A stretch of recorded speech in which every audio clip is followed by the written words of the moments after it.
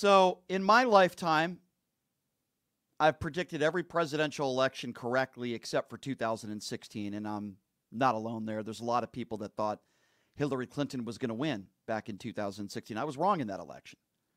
And I predicted 2020 correctly.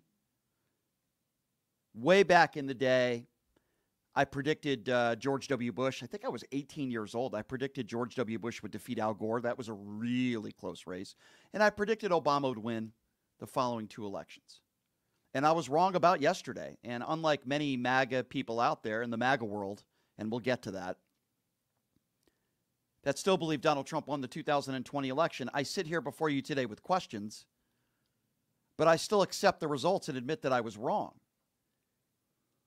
Not crying myself to sleep. I'm disappointed. And I said that yesterday, and I've been saying months leading up to this that Trump certainly has a good chance to win. I predicted Harris would win a close election. But I told you guys I was worried. I was nervous. And I did not want to see the outcome that took place last night. Now, I think there are a lot of reasons why. And I'm going to get into that as well.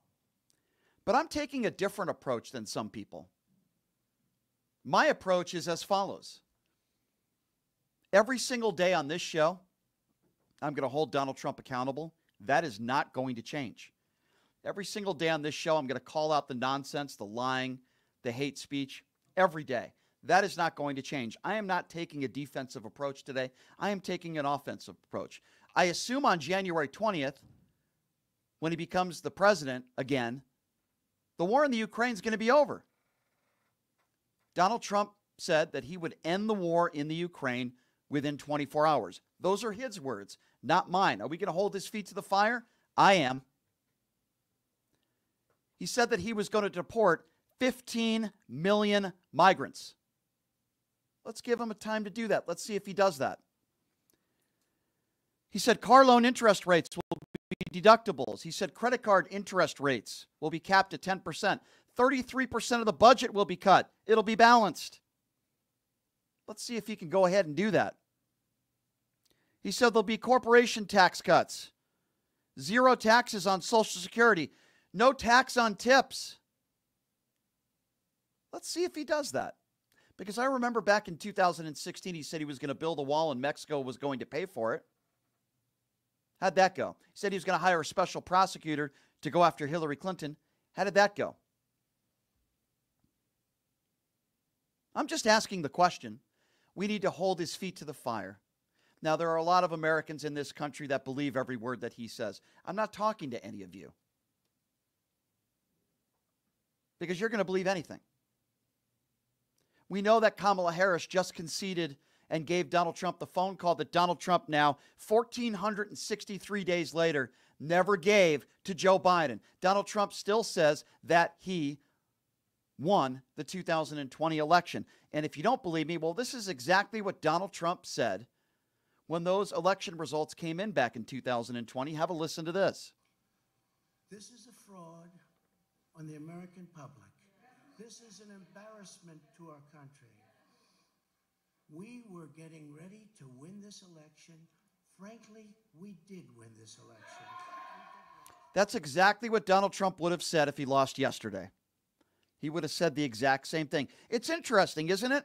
He said there was cheating going on in Philadelphia. Why is it when Donald Trump wins, the Republicans stop talking about rigged elections? Why is it when Donald Trump wins, it seems like all those conversations go bye-bye? I'm just wondering, why is that? Why is that? Why is it in his speech last night he didn't talk about how elections are rigged or all the cheating that he said was going on? He said it earlier in the day. He said there was cheating going on in Philadelphia. You see, because when Donald Trump wins, everything must have been done fair and beautifully, as he would put it. But if he loses, him and his idiot MAGA supporters out there, the extreme right, say that they cheated. Why is that? Now, I'm going to be going into why I believe this happened, and I will be criticizing Democrats today and things that I think could have been done differently, maybe for a different outcome. But I accept the results, even though it is very strange to me that back in 2020, 81 million people voted blue, 74 million people voted red. We were told 25 million people had been registered to vote mostly young people, and this was the most popular election in the history of this country. 81 million people voted for Democrats back in 2020. 66 million yesterday. 71 million voted red. Am I led to believe that 15 million Democrats decided not to vote and sat this one out? It's very strange to me. I would love an explanation. Where did those 15 million votes go? I think it's a very fair question. You can't say they voted for Trump. Trump got 3 million less votes than he had in 2020. So you can't say that the Democrats are voting for Trump now. I'm sure there's a few out there that did.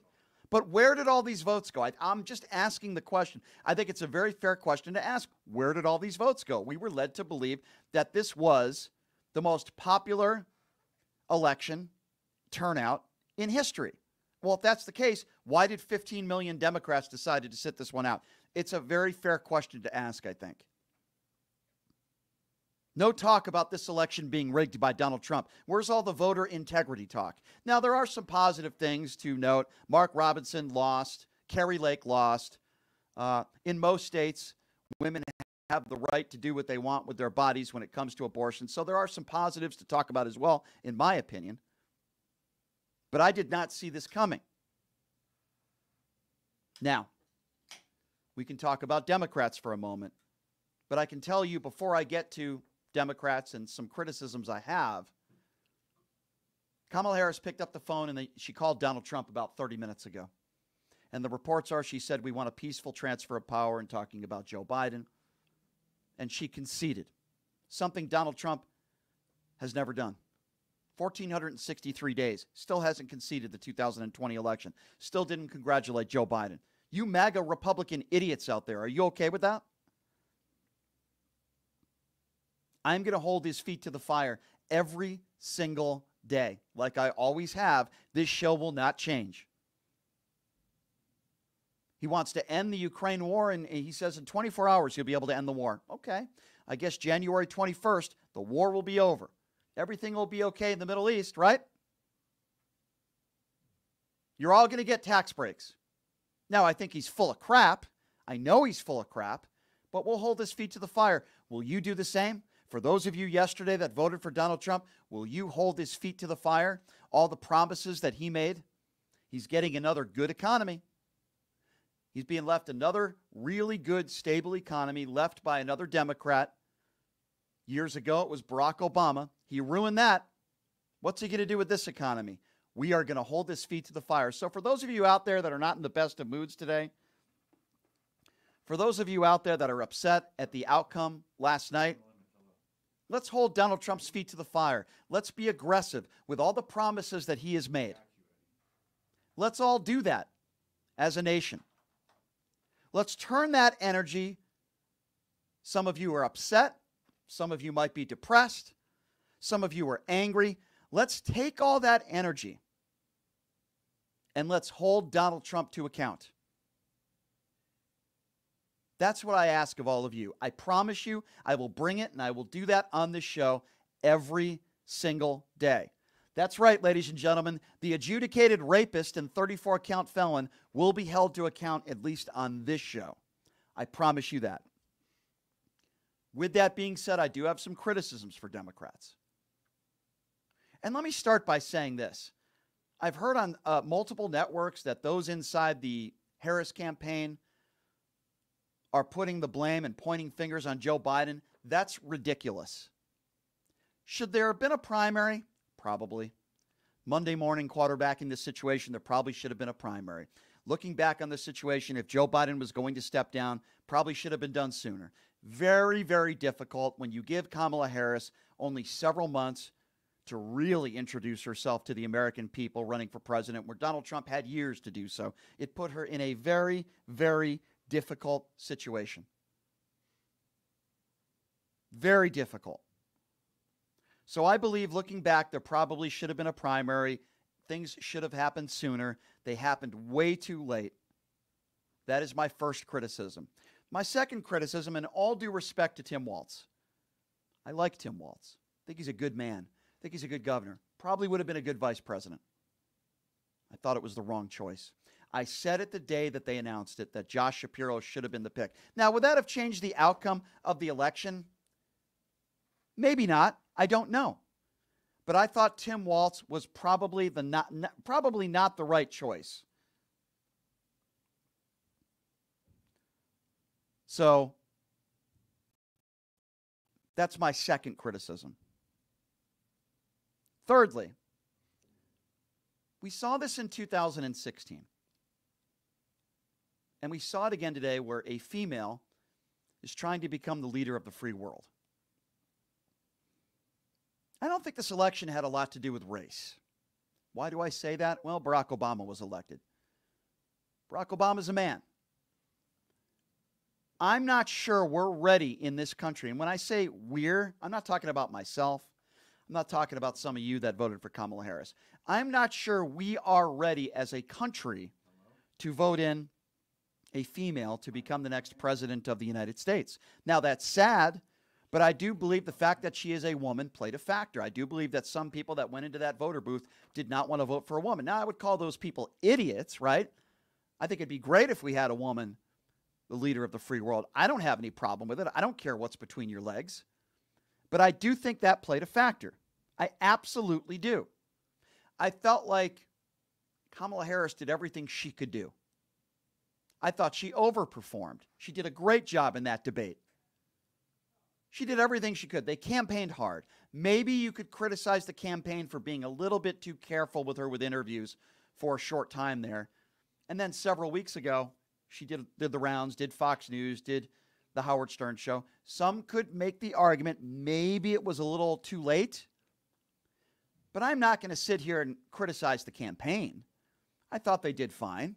I'm not going to sit here and criticize Kamala Harris. I thought she overperformed. And I'm not going to sit here and criticize Joe Biden. What I will say in general terms, as I mentioned, is there probably should have been a primary. They probably should have made this decision sooner. And I think they waited until the debate, which was a disaster. I'm talking about debate Joe Biden and Donald Trump. That was a disaster. Let's call it for what it was. Maybe they shouldn't have waited that long. Maybe there should have been a primary. Maybe that would have been a different outcome. I don't know. But this is how I feel. Here's what we do know. Joe Biden today showed class. He picked up the phone and he congratulated Donald Trump.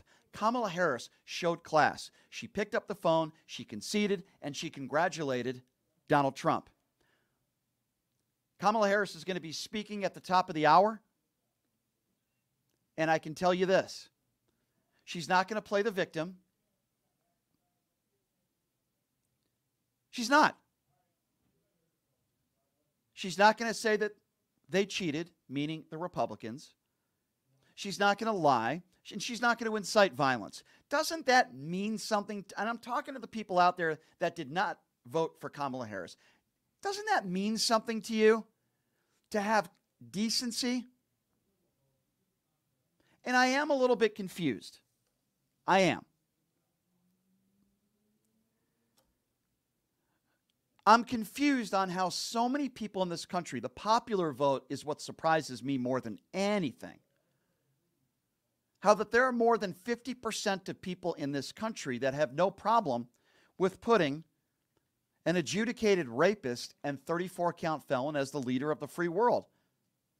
That surprises me a lot. It confuses me, and I don't understand it. I am shocked to see that number. And I am also surprised that more women supported Joe Biden in 2020 than Kamala Harris in 2024. That stat makes absolutely no sense to me at all. And I am worried. I am worried at what Donald Trump has already done to this country and what I fear will be done in the next 4 years, going after his political rivals, inciting violence, attacking people he doesn't like verbally on a daily basis. I am worried about that. I'm worried about his relationship with Vladimir Putin.